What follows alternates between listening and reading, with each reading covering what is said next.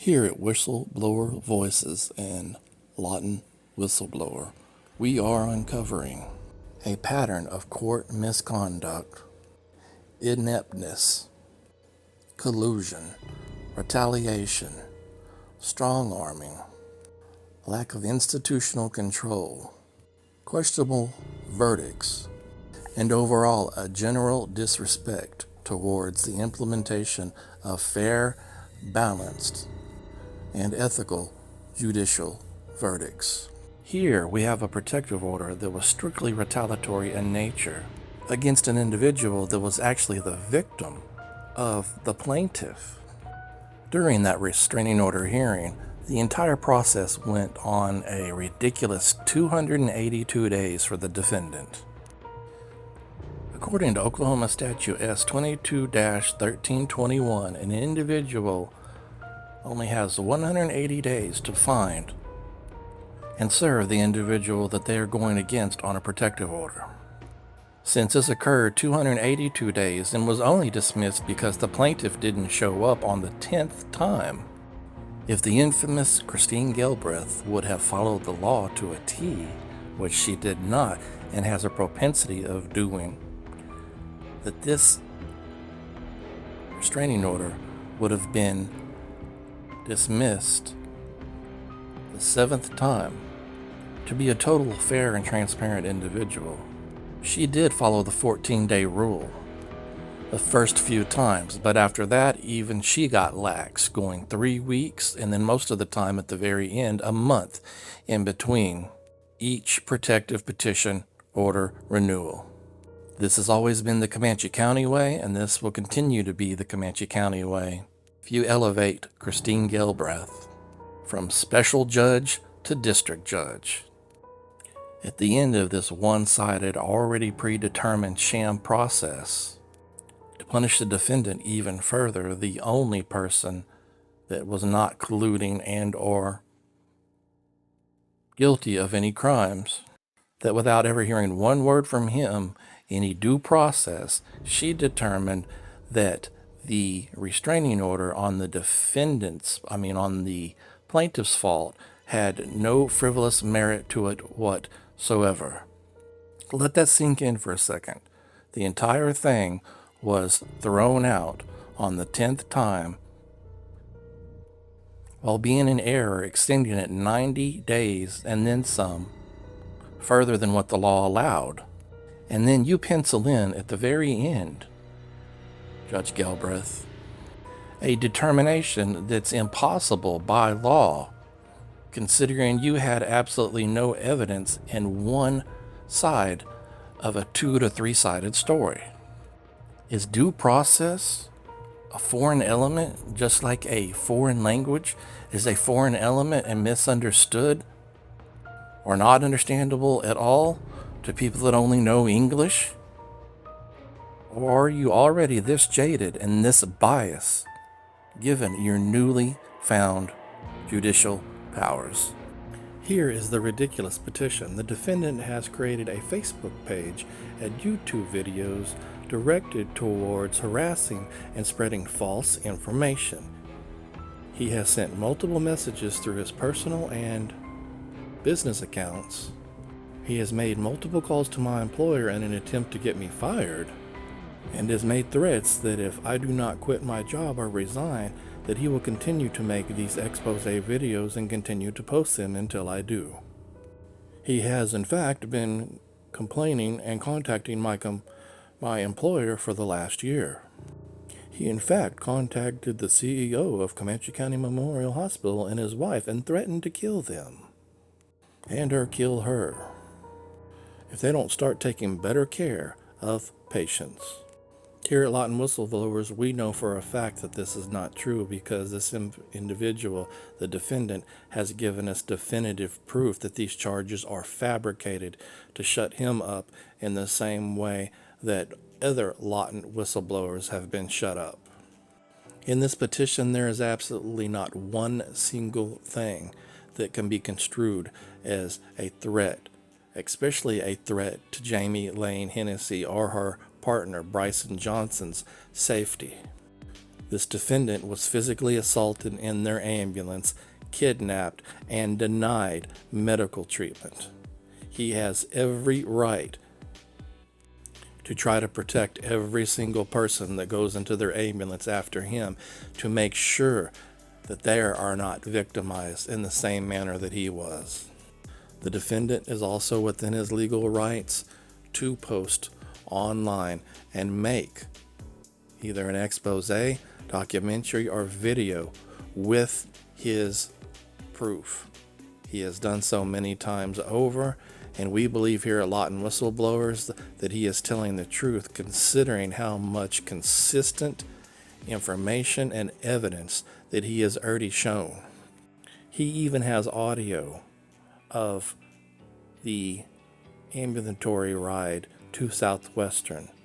And of course, for legal reasons, because this is already at a litigious stage, he has filed an intent to sue that he has to do, and then wait 90 days on the hospital. And then when they tell him to either take a hike or try to negotiate and do a settlement with him, he then can determine if he wants to accept that settlement and or actually file his lawsuit. He intends and will be filing the lawsuit after that date. She also refused to recuse herself on the Ronan and Hinkle case. To remind and refresh everyone's memory, that's the one that happened December 5th, 2021, where they killed a person without a gun, a black guy that had got into an altercation with his girlfriend.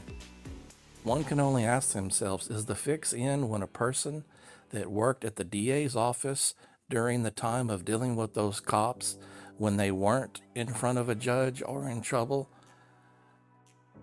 a crime within itself?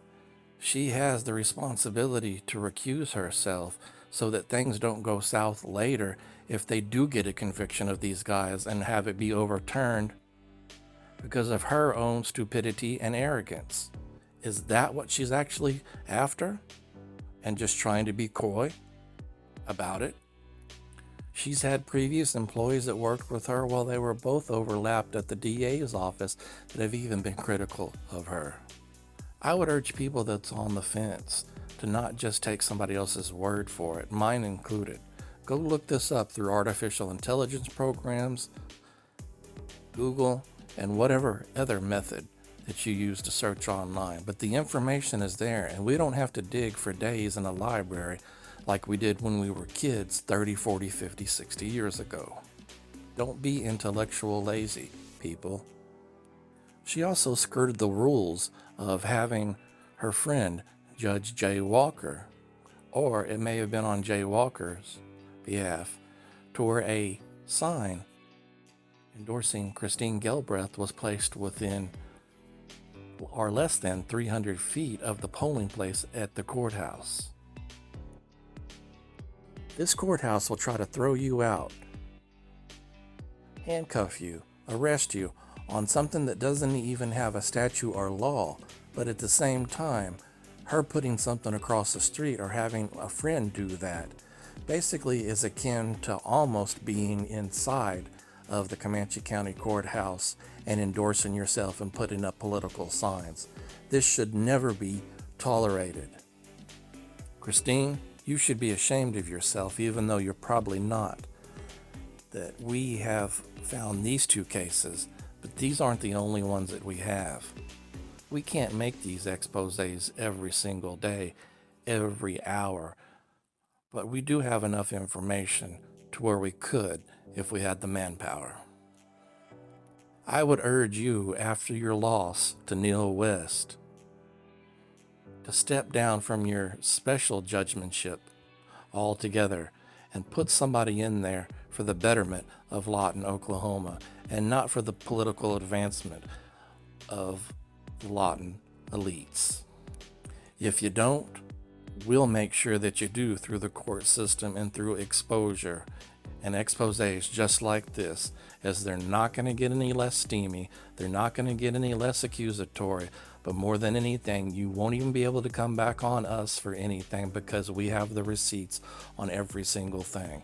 Here at Lawton Whistleblowers, we do not put something up that is innuendo, rumor, or the talk of the town gossip. And now, how this actual restraining order came about against the defendant.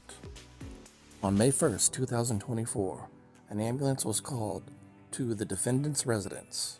A Bryson Johnson and a Jamie Lane Hennessy showed up to answer the call. The individual had a hematoma that was unexplained on his forehead. Please note, at this time, the individual was actually on his porch talking to multiple Lawton cops because he had been in a traumatic event about 40 to 50 miles north of Lawton, and the people that were responsible for that event 1 month prior were calling and threatening to kill him. Well, the second time, that individual, the defendant, got absolutely sick and tired of it, called to get some help and protection from our local Lawton Police Department, and none of that happened. That's not any surprise to anyone that's dealt with Lawton Police Department. They'll go after a bottle of alcohol for somebody like J.J. Francois, or however you pronounce his name, and or bend over backwards for somebody such as the Hillary family. But when real things occur, they simply don't know what to do. And to me, it's not even an ethical problem. It's literally because of lack of emotional intelligence and lack of physical, natural intelligence. In fact, this idiot officer told the defendant that they could actually abuse him. That is right, under certain circumstances, that they could do whatever they desired to do to him, and that none of this was illegal. He showed an 8 or 9 page expose or recording, basically a transcript, and this moron of a cop spent about 30 seconds looking over it. You can't read 9 pages in 30 seconds. You can't read 1 page in 30 seconds, and made that comment. Well, the hematoma just continued to get more spread out and red of the defendant, and an individual female cop named Brittany Holloway called an ambulance on his behalf. If that name sounds familiar, go to your TikTok and look her up, as she left the department not too long after that, sometime in 2024, and started spilling the beans from within. That's the only way this place is ever going to change, is that the individuals that aren't originally from here are going to spill the beans, because the good old boy network is too strong, too collusionary, and too hard on citizens that do report these crimes. And what always ends up happening is they get retaliated, and the people that are criminals continue just to criminal on. This, honest to God, is a horrible place for an honest individual and our family to try to exist. Ethics in this town, from our judges to our politicians, is about as rare as trying to find in your mid-20s a virgin bride. You're more likely going to watch lightning hit the same area twice while that same lightning hits a unicorn. The defendant was loaded up almost immediately, and no more than a few seconds after the doors were closed, this is what the defendant heard, muttered by Jamie Lane Hennessy, the EMT driver, that this individual is a certified nut. He goes around town getting medical attention all the time and then denies that medical attention. She stated she was going to go inside the Comanche County Memorial emergency room and not treat the individual. Mocked the shape of the hematoma because it also looked like the state of Oklahoma. Stated that he did that to himself, meaning that he was the one responsible for his own hematoma.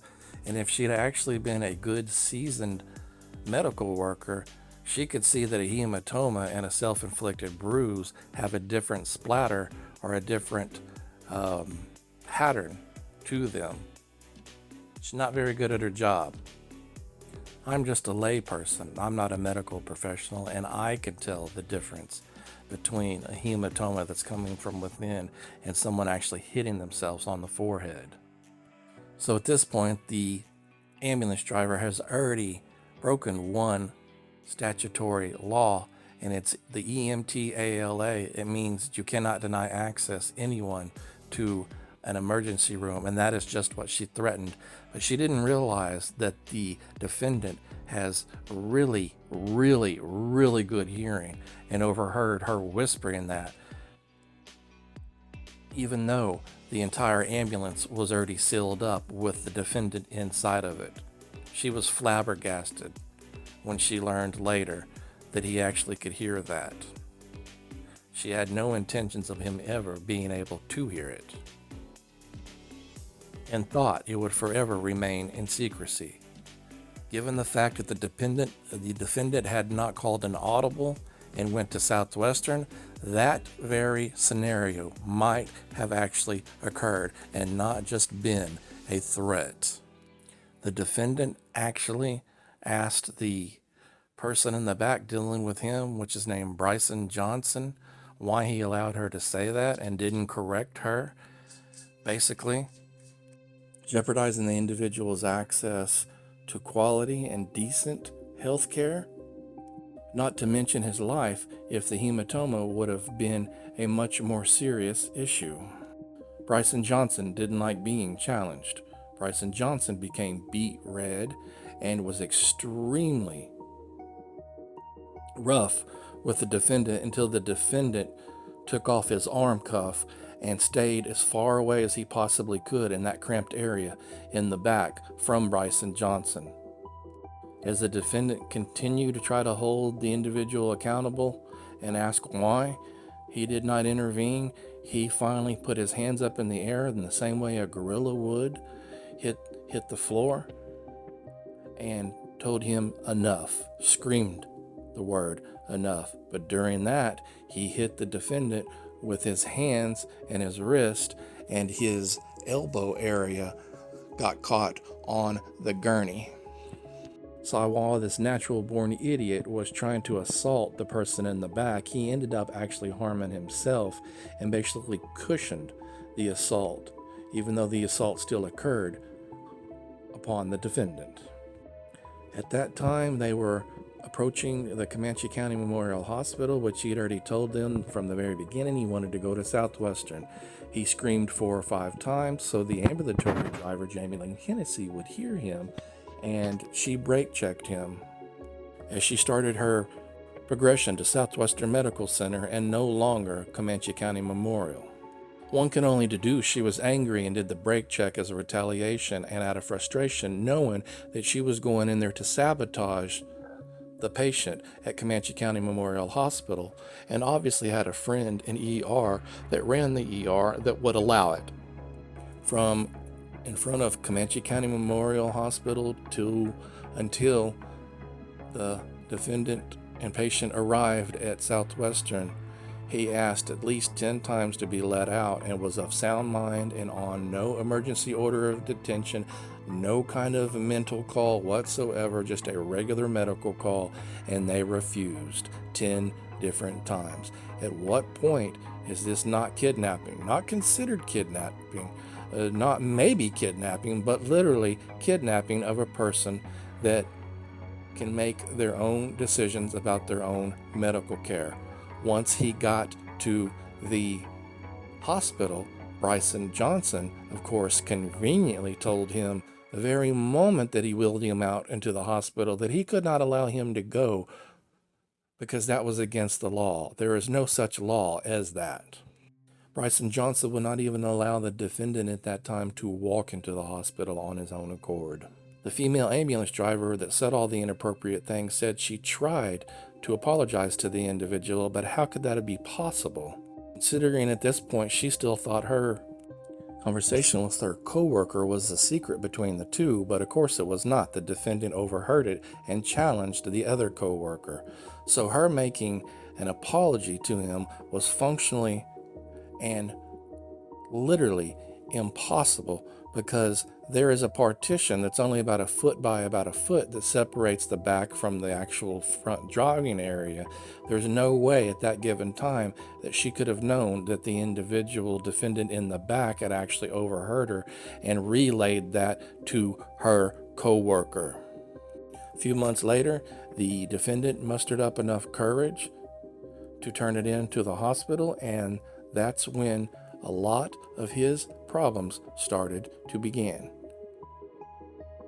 There's many things that we will not go over that we might do in another one later that the hospital has even done to this individual to retaliate and to make them look squeaky clean. Basically, image laundering. They do it with the help of Channel 7. They do it with the help of the Hillary's owned newspaper. They do it with their own media from their own hospitals on Facebook.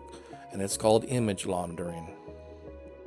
They did their sham. We investigated ourselves and we found we did absolutely nothing wrong, all among friends, because every single one of them, if you go on and look through their personal Facebook pages, that they're all friends with each other. And friends don't tell on each other, they cover for each other. It's very simple. This process needs to be taken out of friendship circles and done with somebody independent. They claimed there was no merit to my claims, but yet said she tried to apologize and did say some appropriate things. So there's smoke and there's fire. Why would an individual say that they tried to apologize about something if there wasn't anything even known or anything done wrong on their end and their behalf? And now we will actually display the evidence, or what the cool kids today call the receipts. On June 18th, 2025 is the day that Jamie Lane Hennessy went and filed on the defendant for a restraining order that she knows is bogus, and of course the defendant knows is. No more than a few hours later, she is actually in her ambulance, in her official duties, at work, and comes up to the individual's home and stops right in front of it to intimidate, retaliate, and whatever else they had up their sleeve for that individual. It is also said that a next door neighbor saw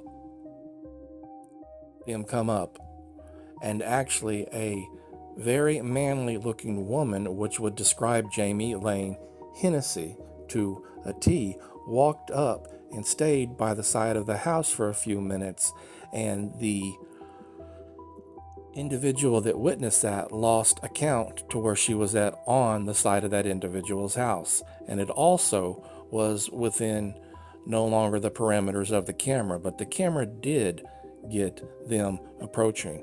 This happened 2 more times in October, as you will see here, that will be played in a second. And during that time, in September and October, a vehicle came by about 25 to 30 times, stopped one time for an extended amount of time that was more than likely connected to the hospital and the ambulatory service. First time it came and called the defendant by name in September, and then the second time on the 12th to 13th of October, the same month, that the ambulance came by 2 more additional times and stopped right outside of the person's house, all caught on evidence on camera. The car had a male voice this time and said that you better be scared, chicken.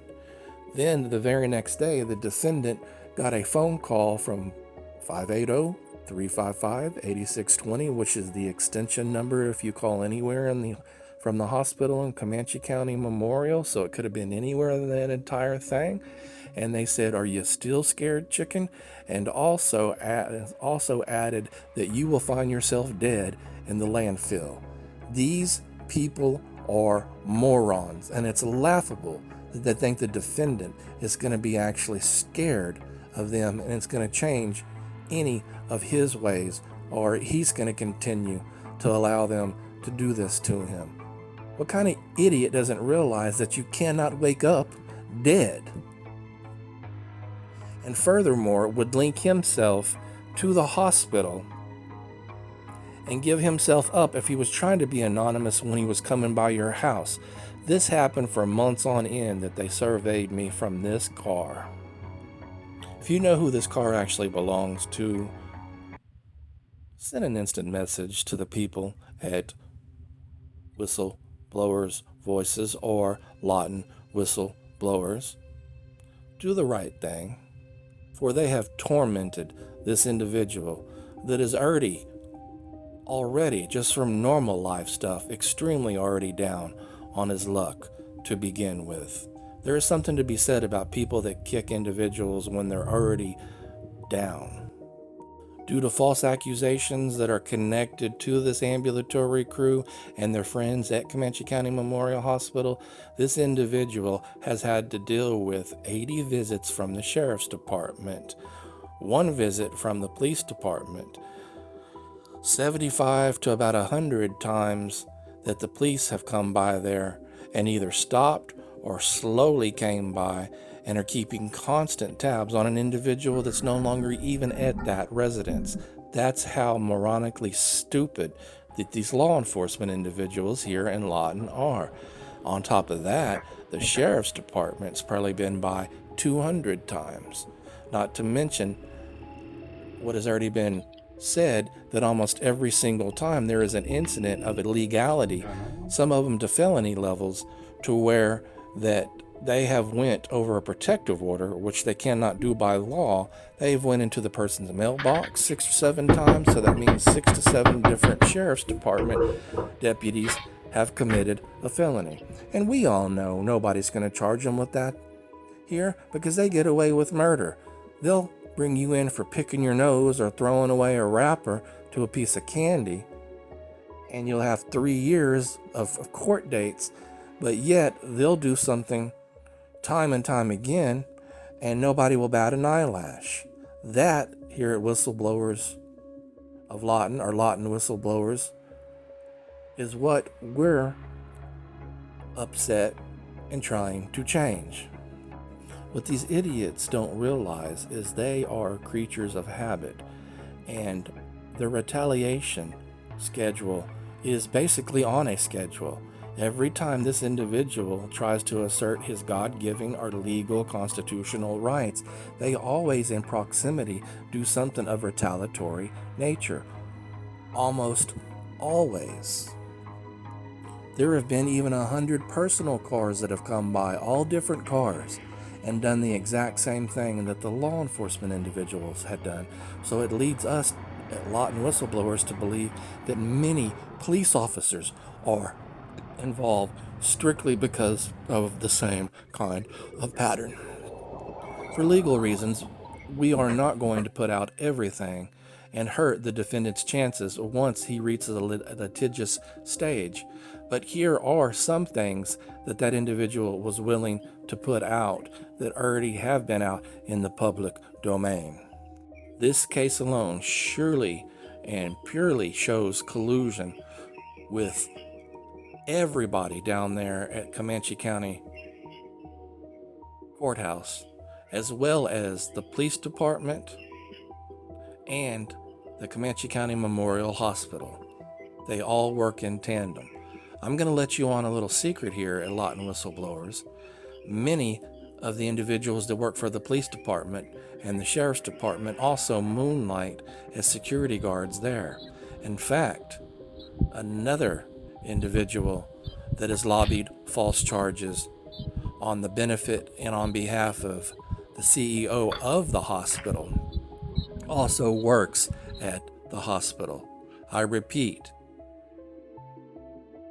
that a security guard that works at the hospital has also done an investigation against the defendant here and of course found him guilty.